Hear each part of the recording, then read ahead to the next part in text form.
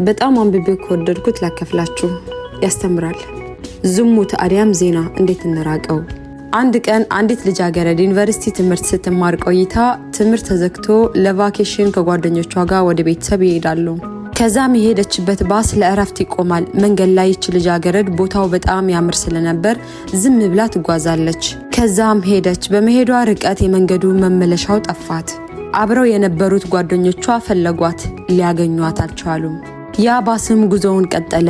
እች ልጅ መሸባት፣ የምታደርገው ነገር አጣች። አሻግራ ስታይ አንዲት ጎጆ አየች። ከዛም ወደዛች ጎጆ አመራች። ስትደርስ አንድ ወንድ ልጅ ተማሪ ነው ያገኘችው። በፍርሃት እየተንቀጠቀጠች መንገድ ጠፍቶብኝ ነው ታስጠጋኛለህ ስትል ጠየቀችው። ኦ ግቢ ችግር የለውም አላት። ከዛም ያጋጠማትን ነገር ሁሉ ነገረችው። እሱም አልጋ ላይ ነበር የሚተኛው። ከአልጋው ወርዶ አንቺ አልጋ ላይ ተኚ እኔ መሬት ተኛለሁ ብሎ ወረደላት። እሷም እሺ መርሐባ ብላ አልጋው ላይ ተኛች። እሱ ደግሞ እያነበበ ነበር። እያነበበ በያዘው ሻማ እጁን ያቃጥለዋል። አሁንም ጥናቱን ጀመረ። ደግሞም ትንሽ ቆይቶ እጁን አሁንም በያዘው ሻማ ያቃጥለዋል። እንደዛ እያለ እሷን በፍርሃት አሁን ተሰቀለ አሁን መጣብኝ እያለች በዛው እንቅልፍ ወሰዳት።